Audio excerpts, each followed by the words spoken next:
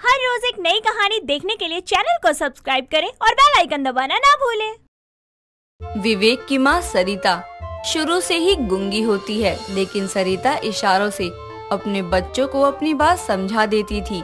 कभी किसी को ये लगता ही नहीं था कि सरिता गूंगी है, क्योंकि सरिता भी बाकी लोगों की तरह ही अपनी बातों को रखना जानती थी।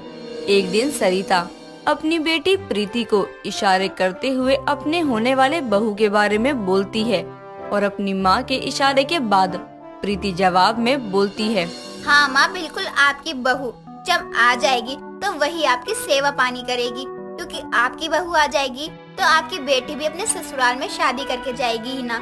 इसलिए अब आप अपनी बातें ना अपनी बहू से ही करना। वैसे भी भैया की शादी होने वाली है, मैं तो बहुत ही खुश हूँ, जल्दी से भाभी आ जाए बस। सरिता अपने बेटे की शादी पहले से ही तय कर चुकी थी और घर के सभी लोग बहुत ही खुश थे विवेक की शादी को लेकर। कुछ दिनों बाद विवेक की शादी के दिन नजदीक आ जाते हैं और शादी की तैयारियां होने लगती हैं। कुछ दिनों बाद सरिता अपने बेटे की शादी करवा देती है। सरिता की बहू निभा देख नहीं सकती थी क्योंकि वो अंधी होती है, लेकिन सरिता फिर भी उसे अपना लेती है और उसके घर वाले भी निभा को अपना लेते हैं। शादी के बाद सरिता प्रीति के साथ निभा के कमरे में जाती है, जहां प्रीति बोलती है, भाभी उठो, आज आपकी पहली रसोई है, कुछ अच्छा सा खाने में बना दो। बड़े दिन बाद किसी और के हाथ का खाना नसीब होगा इस घर में, वरना तो अब तक माँ के हाथों का ही खाना खाने को मिल रहा था। लेकिन अनंत जी, मुझे तो कुछ पता ही नहीं है और ना ही किसी भी चीज का हिसाब है कि कौन सा सामान कहाँ रखा है, तो मैं खाना कैसे बनाऊंगी? अरे मैं हूँ ना, मैं बता दूंगी आपको क्या सामान कहाँ है, आपको ज्यादा कोई परेशानी नहीं होगी।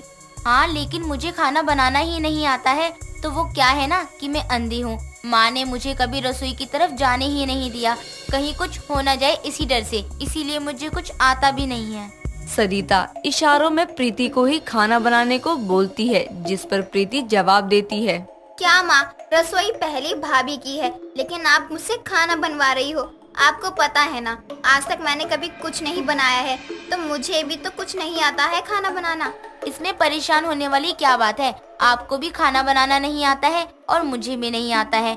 माँ जी है ना, माँ जी हम दोनों को सिखा देंगी। निभा की बात सुनकर प्रीति अपने मन में बोलती है, हाँ, गूंगी सास अंधी बहू को खाना बनाना सिखाएगी। वाह, ये तो सच में पहली बार ही सुनने को मिल रहा है। इन दोनों के चक्कर में मैं ही पिसूंगी। क्या हुआ ननद जी, आप कहीं चली गई क्या? यही है तो कुछ बोल क्यों नहीं रही आप? अरे हाँ, मैं यही हूँ, बस शांत खड़ी थी। शांति को छोड़िए और चलिए रसोई में। माँ जी आपको जैसे जैसे बताती जाए आप वैसे वैसे मुझे बता देना, है ना? आप भी सीख जाओगी और मैं भी सीख जाऊंगी। अच्छी बात है ना? मुझे तो लगा था भाभी के आ जाने के बाद मैं फ्री हो जाऊंगी, लेकिन यहाँ तो मेरा ही काम बढ़ गया है। पहले आपको यहाँ वहाँ लेकर जाओ और फिर माँ की बातों को आपको बताओ। अरे ननद जी, इसमें कौन सी बड़ी बात है? 4 दिन की तो बात है, मैं बहुत ही जल्दी सब समझ जाती हूँ, बस आप मुझे बता देना। निभा बहुत ही चुलबुली थी। उसने कभी अपनी कमजोरी को कमजोरी समझा ही नहीं था, बल्कि वो तो बहुत ही खुशमिजाज लड़की थी। प्रीति दोनों सास बहू को किचन में लेकर जाती है। भले ही सरिता बता रही हो खाना कैसे बनाना है, लेकिन खाना तो प्रीति बना ही रही थी, क्योंकि निभा जब तक वो काम समझकर करती उससे पहले ही प्रीति वो कर देती। इसीलिए ऐसे ही धीरे धीरे करके दिन निकल रहे थे। कुछ दिनों बाद निभा टकराते हुए दीवार के सहारे कमरे से बाहर आती है, तो वहाँ सरिता की पड़ोसन आई होती है और वहाँ सब लोग साथ में बैठे होते हैं। तभी पड़ोसन बोलती है, अरे सरिता तो बहू बिल्कुल टक्कर की लाई है, खुद बोल नहीं सकती और बहू अंधी ले आई। आप भी तो टक्कर की हो, बोल सकती हो तो कुछ भी बोलती रहती हो ना, क्यों माँ जी? अरे नजरें तो काम की है, लेकिन जुबान देखो कितनी लंबी है। लगता है इसकी सास की चुप्पी के बदले अब यही उनके मन की बातें भी बोलेगी। और नहीं तो क्या, बहू का तो काम ही होता है अपनी सास का काम आसान करना, और मैं तो बहुत ही आज्ञाकारी हूँ। मेरी सास भले ही कुछ बोल ना सके, लेकिन उसके मन की बात मैं अपने आप तक जरूर पहुँचा दूंगी। क्यों आंटी, अब तक तो आपने बड़े मजे लूटे हैं, लेकिन अब तो आपकी बोलती ही बंद करवा दी मेरी अंधी भाभी ने। क्या हुआ, अब कुछ नहीं बोलना क्या आपको? अपनी सास की जुबान तो बन ही गई, लेकिन इसकी आंखें कौन बनेगा? अब तू तो यहाँ ज्यादा समय के लिए है नहीं, एक न एक दिन तुझे भी अपने ससुराल जाना ही होगा, तब थोड़ी कोई होगा।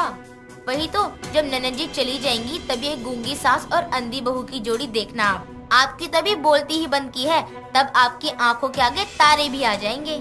बस भाभी, इतना भी नहीं बोलना होता है, रहने दो। आपने गुस्से में कुछ ज्यादा ही बोल दिया। हाँ हाँ, ले जा सरिता अपनी बहू को अंदर, वरना जिस तरह से ये टकरा टकरा कर आई है ना, 1-2 दिन में पक्का कोई न कोई हड्डी तो जवाब दे ही देगी। पड़ोसन की बात सुनकर सरिता अपनी बहू को अंदर लेकर चली जाती है, लेकिन कहीं न कहीं पड़ोसन की बात सच भी होती है। प्रीति के जाने के बाद इन दोनों को किसी की मदद की जरूरत तो चाहिए ही थी, लेकिन पड़ोसन की बात सुनने के बाद सरिता अब अपनी बहू की नजरें बनने की कोशिश करने लगती है। उसे जो कुछ भी चाहिए होता है वो सब सरिता करती है। कुछ दिनों बाद सरिता और निभा दोनों एक साथ रसोई में खाना बना रहे होते हैं। सरिता एक एक करके निभा के हाथों में सामान पकड़ाती रहती है और निभा खाना बनाती है। थोड़ी देर बाद दोनों सास बहू खाना परोस देते हैं। वहाँ निभा का पति विवेक और प्रीति आते हैं। दोनों सास बहू को एक साथ देखकर प्रीति बोलती है, अरे वाह, आज तो दोनों सास बहू ने पूरी किचन संभाल लिया, मेरी जरूरत नहीं पड़ी। हाँ तो अच्छा ही है ना, कब तक तेरे भरोसे पे चलते। रहने दो भैया, हमेशा तो मैं ही रहती थी ना, लेकिन आज दोनों ने खुद ही कर लिया तो मुझे भूल ही गए। आपको कौन भूल सकता है भला ननद जी, आपसे ही तो घर में रौनक है, वरना तो सास बहू वाले ताने गूंगी सास होने की वजह से मुझे सुनने को ही नहीं मिले। आपको सास बहू के ताने सुनने ही है तो मैं सुना देती हूँ ना। अब आप अपनी सास को देख थोड़ी सकती हो, अंधी हो ना, तो सास तो गूंगी होने का ताना देना जरूरी है।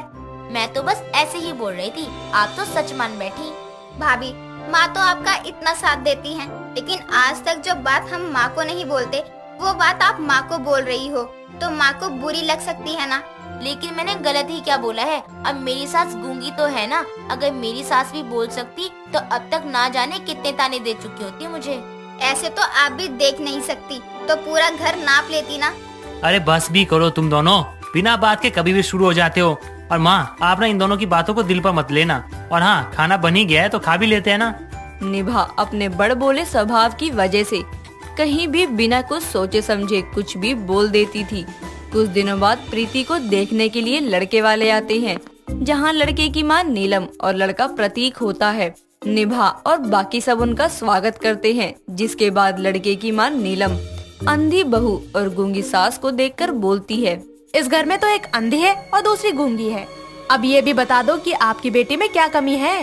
नहीं नहीं, मेरी ननद में कोई कमी नहीं है, वो तो खरा सोना है। जिस भी घर में जाएगी ना, खुशियाँ ही खुशियाँ लाएंगी। आप मुझे और माँ जी को लेकर मेरी ननद को अनदेखा मत करना। ये क्या बात है, खुशियाँ ही खुशियाँ? अरे जब इतनी ही खुशियाँ लाती है तो आपके घर की खुशियाँ कहाँ है? अंधी बहू और गूंगी सास, ये दोनों खुशियाँ थोड़ी हो सकती है। और नहीं तो क्या। अरे भाई, जब यहाँ ही कुछ ठीक नहीं है तो हमारे घर में क्या ठीक हो सकता है? और ये गूंगी, इसे तो अपनी बेटी के बारे में सब पता ही होगा ना। आप कुछ ज्यादा ही बोल रही हैं। मैं भले ही देख नहीं सकती, मेरी सास भले ही बोल नहीं सकती, लेकिन आप हमारे बारे में कुछ भी फालतू नहीं बोल सकती हो। जब हमें कोई परेशानी नहीं है तो आपको क्या परेशानी है? निभा बिल्कुल सही बोल रही है, और अब हम लोग आपके साथ रिश्ता नहीं करना चाहते हैं। चलिए निकल जाइए यहाँ से। निभा अपनी सास की जिस तरह बुराई नहीं सुन पाती, ये सब देखकर सबको बहुत ही अच्छा लगता है। और इसी तरह दोनों सास बहू एक दूसरे के लिए आगे भी खड़ी रहती हैं। दोस्तों, अगर आपको ये कहानी पसंद आई तो इसे लाइक करें, शेयर करें और कमेंट करके बताएं कि कहानी में आपको सबसे अच्छा क्या लगा।